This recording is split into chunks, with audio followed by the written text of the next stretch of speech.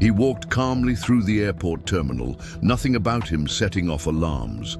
A dark business suit, a neatly pressed white shirt, black clip-on tie, and a trench coat draped effortlessly over his arm. The kind of man you wouldn't remember.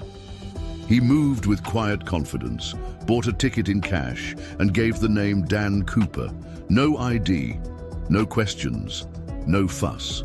Just another traveler on Thanksgiving Eve, 1971. What followed would become one of the greatest unsolved crimes in American history. A mystery so perfect, so impossible, it has baffled the FBI, enthralled amateur sleuths, and gripped generations. He boarded Northwest Orient Flight 305, bound from Portland to Seattle. A short flight, no more than 30 minutes.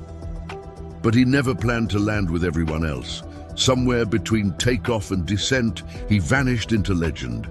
He was seated near the back of the plane in 18E. The other 35 passengers, most traveling for the holidays, had no idea that the man sipping bourbon and soda in the rear cabin wasn't just another tired businessman.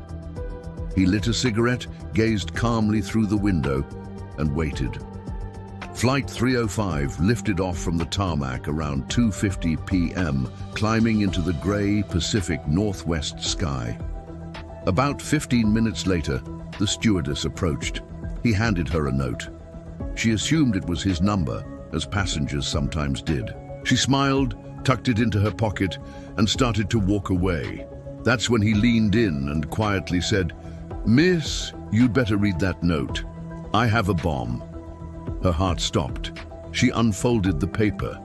The message was short, typed in block letters. He had a bomb in his briefcase and wanted her to sit beside him. Trembling, she did as she was told. He cracked open his case just enough to show her red cylindrical sticks, wires, and a battery. Whether it was real or not, it didn't matter. It looked real, and that was enough. He dictated instructions to her. A new note to the captain. He wanted $200,000 in small bills, 4 parachutes, a fuel truck waiting in Seattle, and no funny business. If anyone disobeyed, the plane would go down. The message was relayed to the cockpit. Captain William Scott immediately notified air traffic control. The FBI was brought in, scrambling agents across the region. As the news spread behind the scenes, passengers remained blissfully unaware. Cooper had requested that the plane not land until his demands were met. So Flight 305 circled Seattle for nearly 2 hours as authorities gathered the ransom and the parachutes. All the while, the man with the bomb sat calmly in the back of the plane, sipping another bourbon, polite, even reassuring. Not a single passenger knew they were inside a hijacked aircraft. On the ground, FBI agents raced to find cash.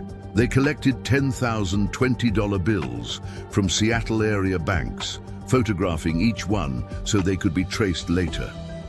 4 parachutes were gathered from a local skydiving school and an Army surplus store. 2 primaries, 2 reserves. One of the reserves, unknown to everyone, was a sewn-shut dummy used for classroom instruction.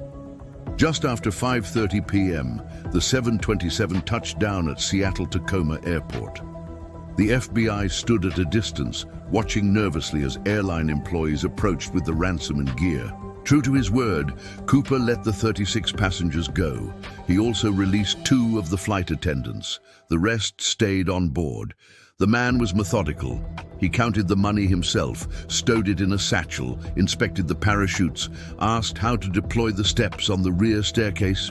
He knew the Boeing 727 was one of the few aircraft with an aft stair that could be lowered in flight. He chose that plane for a reason. He wasn't improvising. He had studied, planned, rehearsed this in his mind again and again. As the crew refueled the jet, he outlined his next destination. He wanted to fly south to Mexico City, but the flight would require a fuel stop in Reno. He gave specific instructions: fly low below 10,000 feet, keep the speed slow, around 200 knots, leave the landing gear down, cabin unpressurized. the rear staircase lowered during flight. These were not random demands, they were deliberate. These parameters made it possible to parachute from the plane, and that was the plan. When asked to reconsider the danger of the open stair during takeoff, he refused. "It can be done," he said. "Do it."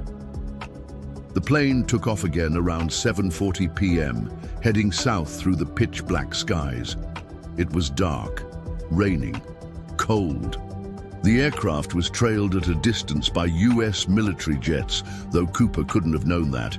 He remained in the rear of the aircraft with flight attendant Tina Mucklow, who watched, stunned, as he began strapping the parachute to himself and preparing the ransom. At 8:13 p.m., somewhere over the thick forests of southwestern Washington, the flight crew felt the plane lurch, a sudden shift in cabin pressure and a thud near the rear. Cooper had done it. He'd jumped into the night, into the freezing darkness, with 200 grand strapped to his body and a parachute that may or may not have worked. The crew continued on to Reno and landed safely. But there was no Cooper, only a black tie, a tie clip, and a few cigarette butts left behind on his seat. The man had vanished into the storm.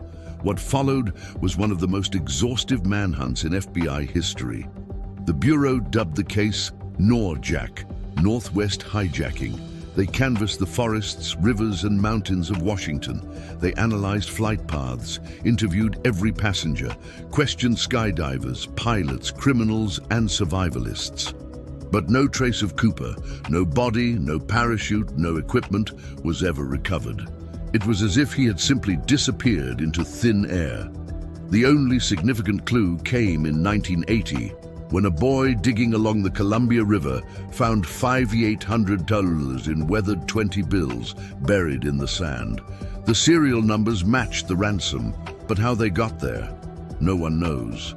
The location didn't match the projected flight path. Some believed it was a plant, others a tragic sign of Cooper's fate. Over the years, hundreds of suspects were considered.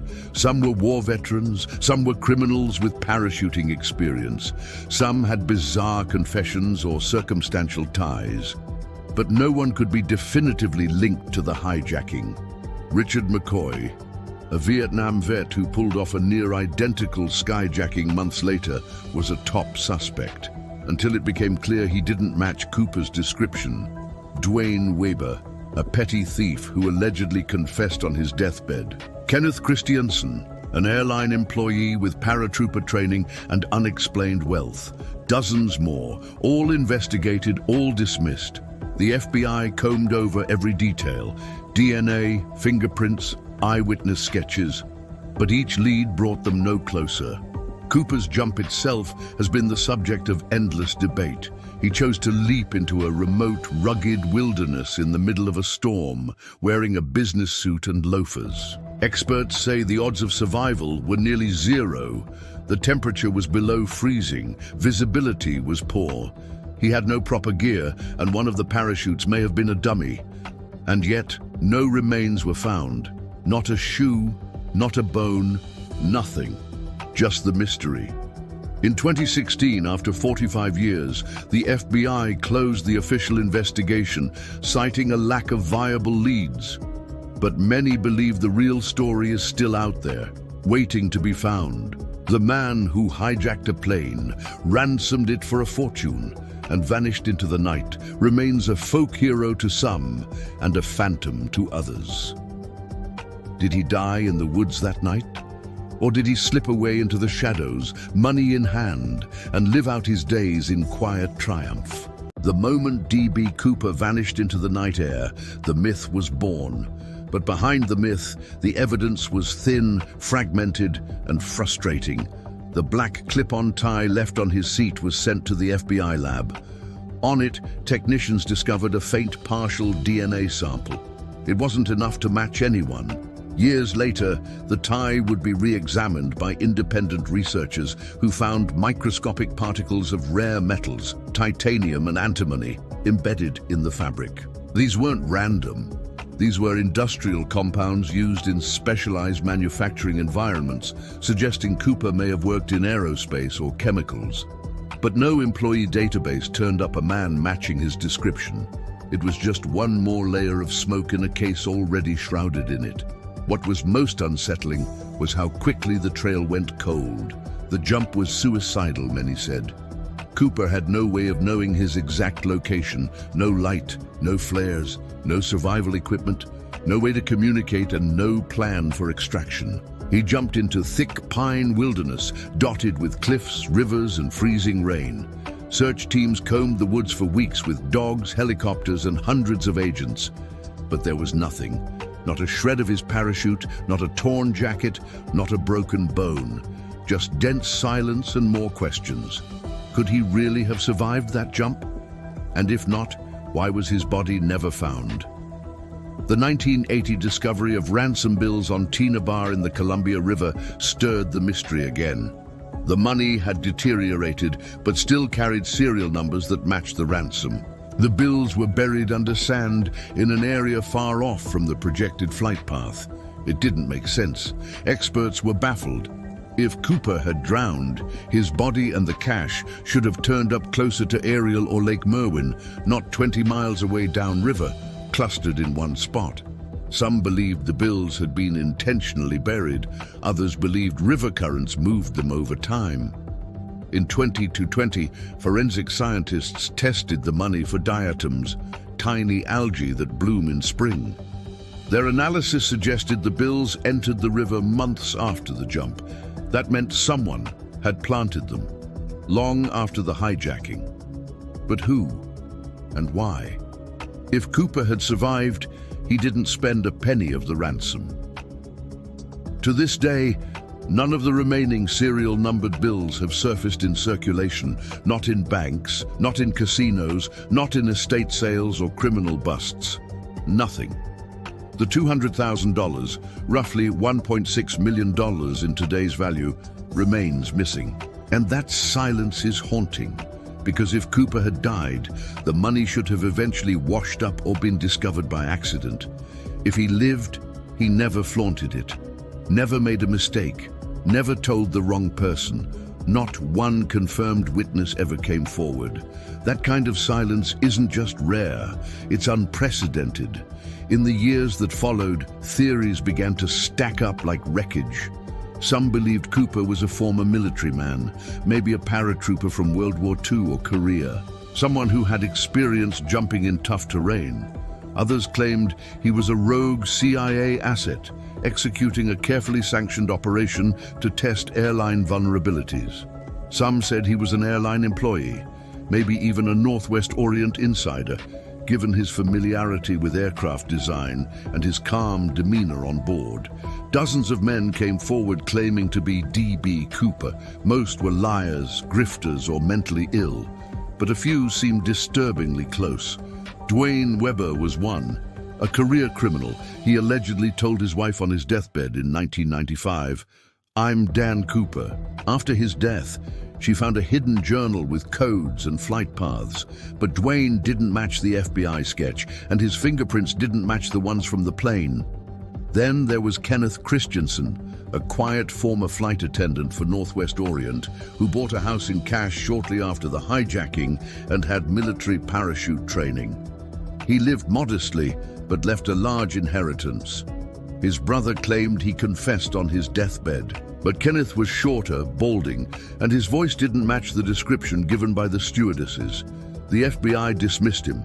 Perhaps the most chilling suspect was Richard Floyd McCoy. In 1972, McCoy hijacked a plane in nearly identical fashion. Same aircraft, same ransom, same parachute escape. He was caught and sent to prison, but escaped a year later using a fake gun made from dental paste. He was killed in a shootout with police. Many believed he had to be Cooper, but witnesses who met both men said McCoy lacked Cooper's composure and appearance. The FBI concluded they were not the same person, but McCoy's story underscored a disturbing truth. Someone had already pulled it off once and tried again. In 2016, after 45 years of searching, the FBI officially closed the D.B. Cooper investigation. They cited lack of evidence, too many false leads, and limited resources. But for the amateur sleuths, researchers and authors who had spent decades chasing shadows, the closing only renewed their obsession. The internet breathed new life into the legend. Forums, subreddits and YouTube channels emerged, dedicated to dissecting every detail. A photograph discovered, a new tip called in, a theory posted at 2 a.m. on a conspiracy board. The mystery of Cooper transcended the crime. It had become something else, a shared obsession, a cultural ghost story. The man himself had become mythologized. He didn't hurt anyone. He didn't fire a shot. He was polite, almost gentlemanly. He allowed the passengers to go free. He tipped the flight attendant. He sipped bourbon and smoked cigarettes like a character from a noir film. The public began to see him not as a villain, but as a kind of anti-hero, a symbol of cool defiance in an age of increasing conformity. An outlaw for a different kind of world. Someone who outwitted the system not with violence, but with nerve and smarts. A man who vanished not in failure, but in triumph. In 2017, an old letter surfaced, addressed to the Oregonian newspaper. It was allegedly from Cooper himself, typed in all caps, filled with taunts. With, "I'm not a real name," it read. "I'm not a real man." The letter referenced military codes and tactics that only a skilled paratrooper would know. Was it real? The FBI never confirmed. Others believed it was just another crank.